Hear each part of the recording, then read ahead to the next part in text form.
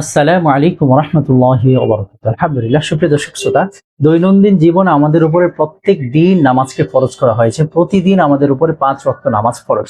শুধুমাত্র মহিলাদের বিশেষ যে সময় আছে, সেই বিশেষ সময় ব্যতীত সকলের উপরে, প্রত্যেক বালেগ পুরুষ, মহিলা, ছেলে, মেয়ে, যুবক, বৃদ্ধ সকলের উপরে সারা জীবনের জন্য আল্লাহ পাক রব্বুল আলামিন নামাজকে ফরজ করে দিয়েছেন।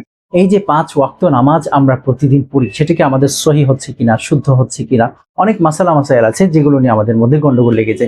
এর মধ্যে একটা মাসালা হচ্ছে, সূরা ফাতিহার পরে যদি আমি সূরা মেলাতে দেরি করে ফেলি, নামাজের মধ্যে কোনো একটা রোকন আদায় করার পর, শেষ হয়ে যাওয়ার পর ওই দোয়া হোক, সূরা হোক, সেটার পর যে পরের যে স্টেপ আছে সেটা আদায় করতে বেশি দেরি করা যায় না। বেশি দেরি করে ফেললে এর জন্য সিজদায়ে সাহু ওয়াজিব হয়ে যায়। তদ্রূপ আপনি যদি সূরা ফাতিহার পর অন্য সূরা মেলাতে 3 তাসবিহ পরিমাণ সময় দেরি করে ফেলেন, অর্থাৎ সুবহান রাব্বিয়াল আ'লা, এইটা 3 বার বলতে যতটুকু সময় লাগে ততটুকু সময় পর্যন্ত যদি আপনার দেরি হয়ে যায়, তাহলে আপনার উপরে সিজদায়ে সাহু ওয়াজিব হবে। অর্থাৎ সর্বশেষ রাকাতে আপনি শুধু আত্তাহিয়াতু পড়ে ডানে বামে সালাম ফিরিয়ে, শুধুমাত্র ডান দিকে, অর্থাৎ সর্বশেষ রাকাতে আপনি শুধুমাত্র ডান দিকে একবার আসসালামু আলাইকুম ওয়া রাহমাতুল্লাহ বলে সালাম ফিরিয়ে, তারপর আবার আপনি 2টা সিজদা করবেন, আবার বসে আবার আত্তাহিয়াতু দরুদ শরীফ দোয়া মাসুরা আপনাকে পড়তে হবে। আর না হয় আপনার নামাজ বাতিল হয়ে যাবে, আপনার নামাজ হবে না। যদি এটা হাঁচি কাশির কারণে হয়, অথবা কোনো ধরনের মানুষের গলা আটকে যায়, শ্বাস আটকে গেছে, এই ধরনের সমস্যার কারণে যদি হয়ে থাকে, তাহলে আপনার উপরে সিজদায়ে সাহু ওয়াজিব হবে না।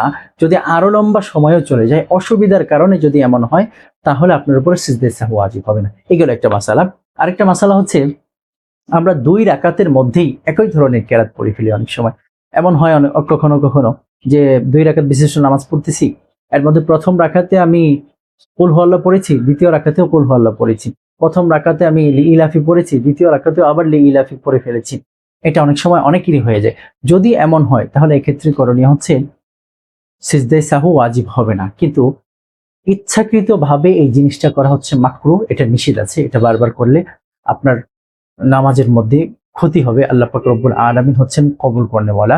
বারবার ইচ্ছাকৃতভাবে এটা করা যায় না। তবে কখনো যদি কারো এমন হয়, কোনো মুসলমানের অবশ্যই এমনটা হয় না যে শুধুমাত্র একটা সূরাই পারে, এমনটা কোনো মুসলমানের হয়েছে বলে বা হবে বলে আমার মনে হয় না। যদি হয়ে যায়, তাহলে তার জন্য তো কিছুই করার নেই, সে এক সূরা দিয়ে নামাজ পড়বে যতদিন পর্যন্ত আরেকটা সূরা সে পরিপূর্ণভাবে মুখস্থ করতে না পারে। আজকে এ পর্যন্ত ইনশাআল্লাহ। আবার দেখা হচ্ছে ইনশাআল্লাহ আপনাদের সামনে নতুন কোনো ভিডিওর জন্য।